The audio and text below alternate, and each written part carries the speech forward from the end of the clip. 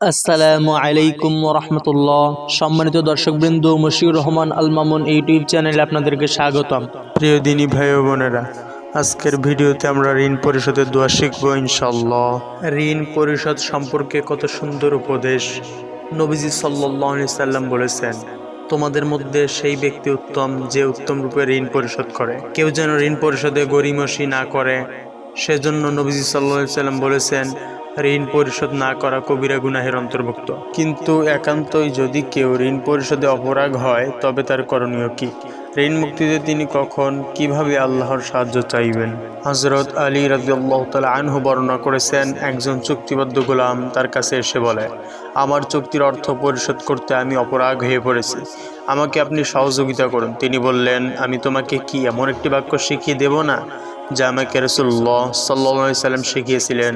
যদি তোমার উপর শির পর্বত পরিমাণ ঋণ থাকে তবে আল্লাহ তাআলা তোমাকে তা পরিশোধের ব্যবস্থা করে দেবেন। দোয়াটি হলো, আল্লাহুম্মা কফিনি বিহালালিকা আন হারামিক ওয়া আগনিনি বিফাদলিকা আম্মান সিওয়াক।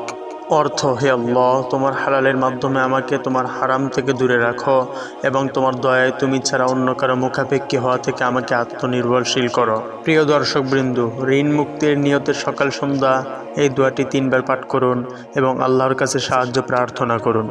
ঋণ মুক্ত হওয়ার সর্বাত্মক প্রচেষ্টা চালানো, তবেই মহান আল্লাহ ওই বান্দাকে ঋণ থেকে মুক্ত করবেন ইনশাআল্লাহ। প্রিয় দিনী ভাই ও বোনেরা, ভিডিওটি ভালো লাগলে লাইক কমেন্ট শেয়ার করুন। আমাদের চ্যানেলে নতুন হলে চ্যানেলটি সাবস্ক্রাইব করুন।